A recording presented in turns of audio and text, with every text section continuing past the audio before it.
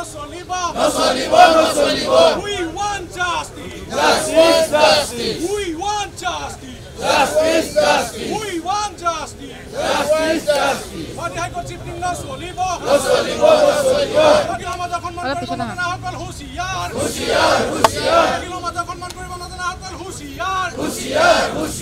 We want justice.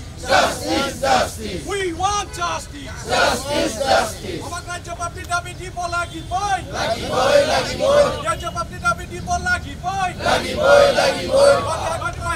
High Court Bar Association Singapore. We want justice. We want justice. We want justice. Amar Dabi. Amar Dabi.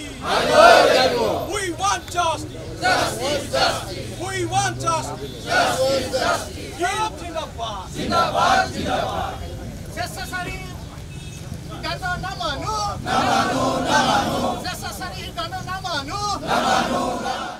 আমি আজি এই অৱস্থান ধৰ্মঘটৰ কাৰ্যসূচী ল'বলগীয়া এইকাৰণে হ'ল যে গুৱাহাটী উচ্চ ন্যায়ালয় কৰ্তৃপক্ষই একপক্ষীয়ভাৱে গুৱাহাটী হাইকোৰ্টখনক এই বৰ্তমান স্থানৰ পৰা ৰংমহললৈ স্থানান্তৰ কৰাৰ ক্ষেত্ৰত এটা প্ৰস্তাৱ চৰকাৰক আগবঢ়াইছে আৰু এই প্ৰস্তাৱটো একপক্ষীয়ভাৱে দিয়াৰ কাৰণে আমি খুবেই বেয়া পাইছোঁ কাৰণ তেওঁলোকে এইটো ভবা উচিত আছিল যে এই হাইকোৰ্টখনৰ ক্ষেত্ৰত তেওঁলোক যেনেকৈ এটা অংশীদাৰ আমি অধিবক্তা সমাজ আৰু সৰ্বসাধাৰণ ৰাইজ লিটিগেণ্ট দে আৰ ইকুৱেল ষ্টেক হোল্ডাৰ্ছ গতিকে তেওঁলোকৰ ৰায়টো লোৱাটো খুবেই দৰকাৰ আছিল বুলি আমি বোধ কৰোঁ উচ্চ ন্যায়ালয়ৰ স্থানান্তৰ সংক্ৰান্তীয় কথাটো কেৱল উকিল সমাজক অন্ধকাৰত ৰাখি কৰা কাৰ্যই নহয় ই ষড়যন্ত্ৰমূলক কাৰ্য বুলি মই ক'বলৈ বিচাৰিছোঁ কিহৰ কাৰণে চিফ্ট কৰিব লাগে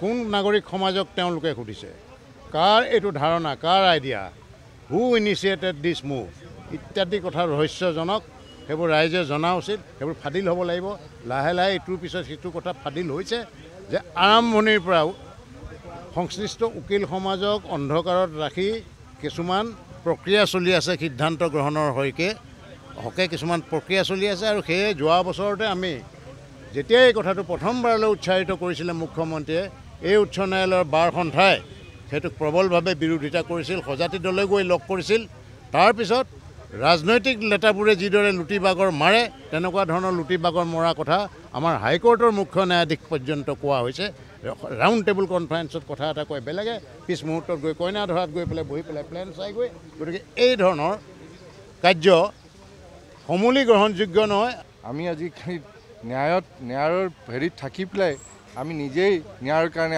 মানে আগবাঢ়িব লগা হৈছে অন্যায়ৰ বিৰুদ্ধে ন্যায় যুদ্ধ এখন দিব লগা আকৌ হৈছে আমি অধিবক্তাসকলে এইটো এটা বৰ আচৰিত কথা আমি আন মানুহৰ কাৰণে আমি সদায় ন্যায়ালয়ত আহি ফাইট কৰি থাকোঁ কিন্তু আমাৰ কাৰণে এতিয়া ফাইট কৰিবলৈ মই অসমবাসীকে আবেদন কৰোঁ যে আপোনালোকৰ কাৰণে আমি যিদৰে ফাইট কৰোঁ আপোনালোকেও আহি পেলাই আমাৰ এই স্বাৰ্থত আহি পেলাই যোগাযোগ